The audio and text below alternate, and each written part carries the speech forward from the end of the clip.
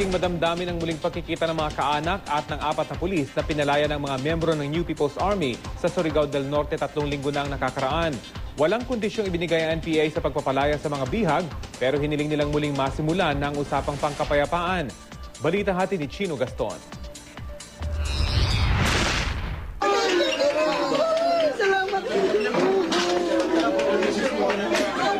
Mahihigpit na yakap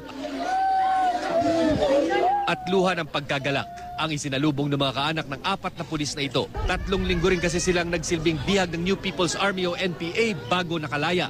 July 10 ang dukutin sila ng 6 na miyembro ng NPA na sumalakay sa kanilang police station sa Alegria, Surigao del Norte. Bukod sa pagkakabihag sa kanila, 2 kasama at 1 sibilyan ang sugatan sa sagupaan.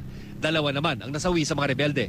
Pagbaba ng 4 na bihag mula sa bundok ng Kitcharao, Agusan del Norte, suot nila ang t-shirt na may sulat na POW o Prisoners of War. Si DILG Consultant Hernani Berganza ang sumundo sa mga bihag sa bundok ng Kitcharao, Agusan del Norte. Kasabay niya mga miyembro ng pinagsanib na ecumenical groups na tumayong third-party facilitators sa negosasyon ng kanilang paglaya. Malusog naman daw at walang bakas ng pagpapahirap ang 4 ng suriin ng mga doktor. Isa sa ilalim din sila sa debriefing at psychiatric evaluation bago bigyan ng clearance na makabalik na sa serbisyo. Okay naman. Medyo sa unang araw lang. Medyo. Bahit naman ang kontrato nila sa Idinaan sa simpleng seremonya ang pag-turnover sa gobyerno ng 4 na bihag. Buong pwersang dumating sa lugar na ito, mga pangkat ng New People's Army para saksiyan ang pagpapalaya sa 4 sa kanilang mga naging bihag na pulis. At kahit namatayan pa ang kanilang mga pangkat, maganda naman daw ang kanilang pagtrato sa kanilang mga naging bihag. Maraming armadong pangkat ng NPA sa lugar, nakasuot ng itim na uniforme at may bitbit pang matataas na kalibre ng baril. Ang ilan nasa 18 anyos lang, ayon mismo sa mga miyembro ng NPA na aming nakausap. Pero ang mga nguso ng baril nila, balot ng puting tela, alinsunod sa idineklarang 5 araw na ceasefire o tigil putukan.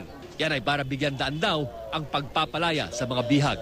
Walang kondisyong ibinigay ang NPA sa pagpapalaya, pero hiniling lang nilang simulang muli ang usaping pangkapayapaan na nasa alanganin ngayon kasunod ng pagkakahuli ng gobyerno sa mga pinaniniwala ang leader ng NPA na sina Benito at Wilma Tiamson at Andrea Rosal, anak ni dating NPA spokesman Gregorio K. Roger Rosal. This document officially releases the 4 prisoners of war under the custody of the New People's Army.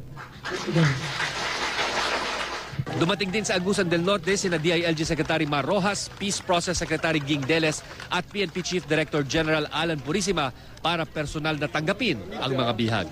Mula rito sa Surigao City, Chino Gaston, GMA News.